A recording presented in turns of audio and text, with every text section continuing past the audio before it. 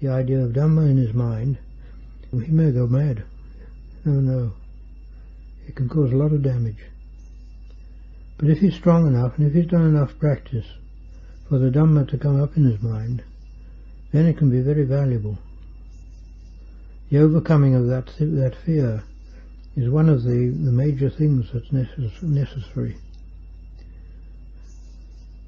Fear, as Tanachan Mahabua says, fear is an enemy which comes up in the guise of a friend. It makes out that it's a friend warning you, but in fact it makes you do all the wrong things. And because of that, the fear must be overcome.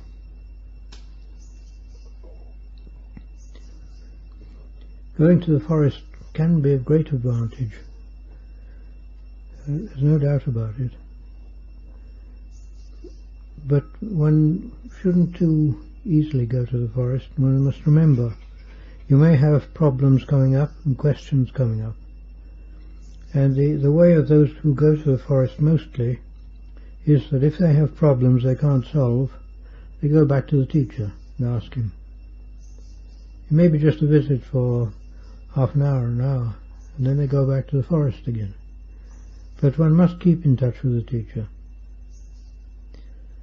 The other thing to watch out for in the forest, of course, particularly for Farangs, is the effect of food.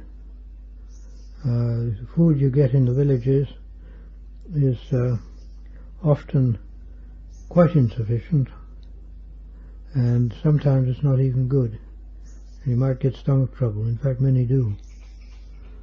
The putting up with stomach trouble is also a good thing to do.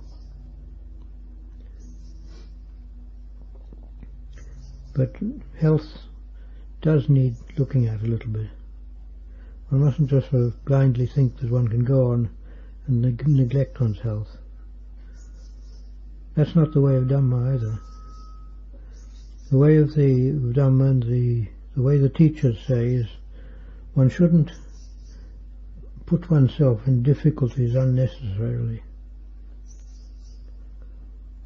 If one does that, one's careless. One's being careless.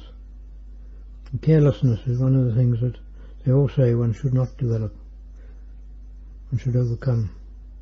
One should always be careful and watchful. And both of these things strengthen one's mindfulness. I was talking with a friend today, and we were talking about the nature of, like, one of us was under the impression that the kilesas, the defilements are in the khandhas, and then another one of us was under the impression that the kilesas are in the chitta. And there's a big misunderstanding about what's the chitta. It's like, is it a number 6 on top of the 5 khandhas?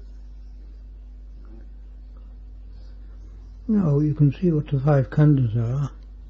First of all, you've got the body.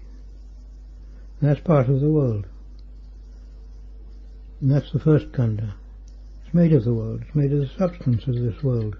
It relies on the world, depends on it. It's completely geared to the world. Most of the things we do depend on the body and the world. You look round you. This building, for instance, why is it this shape and this size? It's because of the human body. And why are the stairs like that just spread so much? Because that's the height we can step. And why do we have the lights on? Because we need light to see things, because of our eyes. If we didn't have eyes, we wouldn't need light. You look at the things all around you, where the body comes in, you find they're endless. So the body is part of the world. And the other khandhas, the feeling, memory, thought and consciousness, those 4, they depend on the body. And when the body dies, they just break up and disappear. Without the body, there's no support to them. I mean, it only requires a doctor to inject some anesthetic into oneself, and the khandhas, all you're left with is nothing. the body goes on as a function. The other khandhas, as far as we know, they all cease temporarily. And when one comes round again, it starts to work again. And these khandhas, they're dependent on the body, and there's nothing absolute about them at all. And they're not kilesas either, because they depend on the body. They're neutral. They're neutral like the body. And they're really not part of oneself fundamentally. They're for our use. I use the simile of a computer. The body's like the hardware, and it's got to be there. The four namakhandhas are like the software, and the computer's no good without the software. You've got to have that. And the chitta is like the person who uses it. And the person who uses the computer can make it do good things or bad things or stupid things. It can sort of push it about all over the place. And it's similar with our khandhas. The chitta is the one which plays with them, pushes them about. It's the master of them. And the khandhas are all used